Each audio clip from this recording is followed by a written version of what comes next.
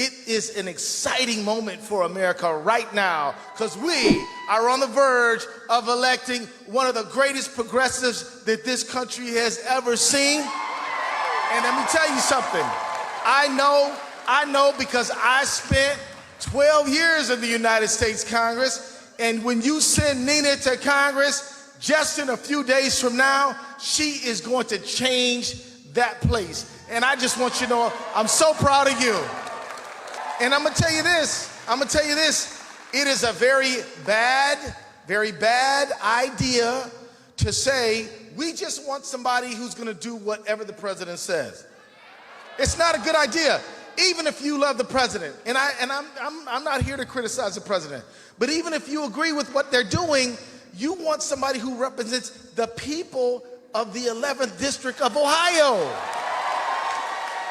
Ohio Congressional 11th District, are you ready to make history?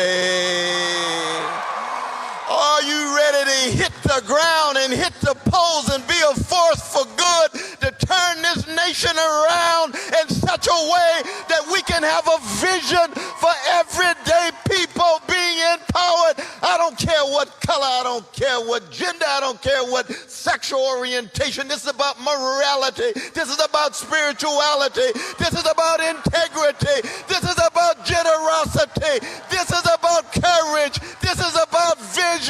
Who's willing to serve everyday people?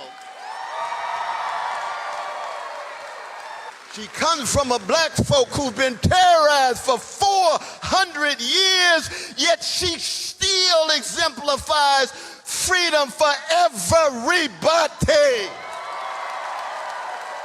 I would be here because Nina is one of the smartest and hardest working people that I know.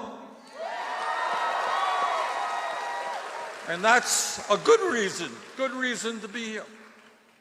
But the real reason I am here, and I speak as chairperson of the Senate Budget Committee, the real reason I'm here is we desperately need her in the U.S. Congress. We have to worry that children in this country are going hungry. We have to worry that 90 million Americans are uninsured or underinsured. We have to worry that our young people can't afford college or are leaving school deeply in debt. Now, I know that in the midst of all of that cynicism, people say, well, what difference does it make? Who cares if Nina wins or not? Let me tell you what difference it makes. Let me tell you what policy is about. For years, and I and Nina and Keith Ellison and Cornel West and others, we've been all over this country talking to 10,000 people, 20,000 people. And we have demanded and fought for a government that works for all, not just the few. Now, to me, what is really remarkable about this particular election is the incredible amount of money that the powerful special interests of this country are spending trying to defeat Nina. So I asked the people of Cleveland a very simple question. I want you to think about this. Why is it that the drug companies and the insurance companies and the fossil fuel industry and Wall Street and people who supported Donald Trump are pouring millions of dollars into this campaign to defeat Nina Turner? And the answer is pretty simple. They know that when she is elected, she is going to stand up and take them on in the fight for justice. So here we are together in solidarity, working for something greater than ourselves. I am grateful to be here with you. Some of you live down the street, round the corner, down the way. And some of you live thousands of miles away from here. In this moment, I am grateful for each and every one of you. Now, I want you all to know that this campaign is not about personalities. This is about the people. And we have tried very, very hard. My team and I, can we shout out for Team Turner?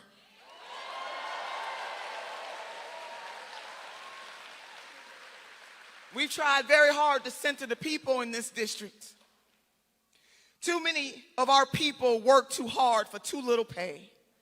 Too many of our people have no health care or inadequate health care. Too many of us have seen our jobs shipped overseas. Too many of us live in communities that are unbanked and underdeveloped and left behind. Too many of us live in fear of gun violence or police violence. Too many of our children need better schools, and too many college graduates have mountains of debt. Addressing these material conditions and the lifting people up so that they don't only not fall behind, but they actually get ahead. This is what this campaign is about. This people-centered agenda has some people very afraid. You have all seen the dishonest ads backed by millions from every big money special interest group in Washington, from big oil to big banks to big drug companies. And the question becomes what the senator asked when he was up here: why are they spending all of that money on little old me? This is about class and caste. And make no mistake, the big moneyed interests, the big powered interests, the corporate interests, they benefit from trying to keep us separated. But there is a song that says, ain't no mountain high enough, ain't no valley low enough, ain't no river wide enough to keep the workaday people from each other. We will unite. You can see that staff and volunteers and everyone is kind of lining up. A bunch of folks who attended the rally, which, by the way, the campaign sent out an announcement saying that around 900 people attended the rally, which is enormous. You have to remember, this is not a regular election time. This is a special election. In special, it's hard enough to get people to turn out during regular elections. But during a special election, forget it. So for this to be a special election, here we are in August, the dead of summer, and for this many people to turn out, it's amazing. Behind Bernie, Senator Sanders, and Nina Turner is Cornel West. Also, you have AG Keith Ellison. A sweet moment in front of me as AG Ellison, Senator Sanders, and Nina Turner link arms. We've interviewed you several times. Can you just tell people why should they get out and vote in Ohio's 11th this August? Well, because the progressive movement in America has to have voices that are critical of capital, critical of white supremacy, critical of social injustice, and will stand up against the corporate liberals and the Democratic Party. I think a lot of people who I've spoken to, even some of our viewers, have kind of turned to doomerism and feel like there's no hope in electoral politics. What's your take on that? You know, we got like India Walton, the incoming mayor of Buffalo, is here. We got Nina, who's going to be our next congressperson. We got the squad. Like, we're winning all over the country. I don't know. If you think there's no hope in electoral politics, just look, count the rings. Yeah. I would largely echo that. I would say that, you know, obviously it's important that we have politics outside of electoral politics, especially with regards to sort of international politics. When you look at like the crippling sanctions the Biden administration is putting on Cuba, those sorts of policies need to be fought on sort of a more direct ground. But that doesn't mean we can't just give up. That doesn't mean we can just give up on the electoral sphere entirely. Especially when we look at the reconciliation package that Kristen Sinema blocked, it has the CES, which would phase out like all fossil fuel usage on the energy grid by 2030.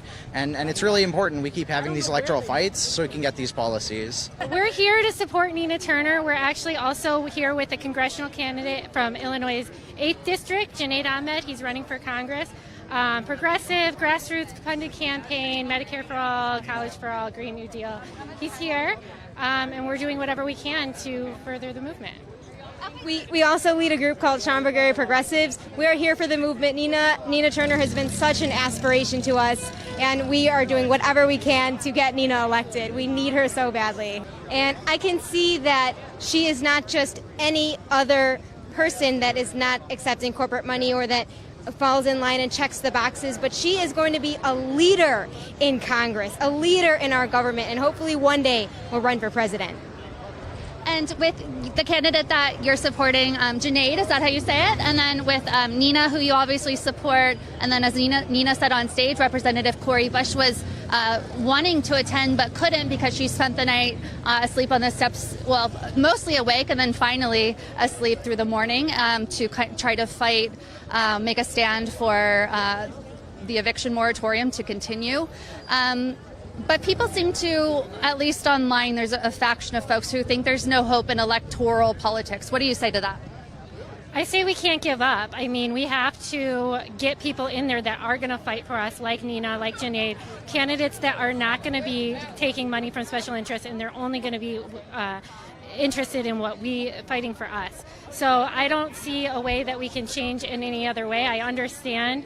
I was a Bernie delegate. I fought for Bernie as hard as I could, and I was really depressed after he lost, and I almost gave up. But then we turned it into, we found a candidate, and I think we just need to get more people in Congress that get the majority so they can push through, and it's not such a battle every single time.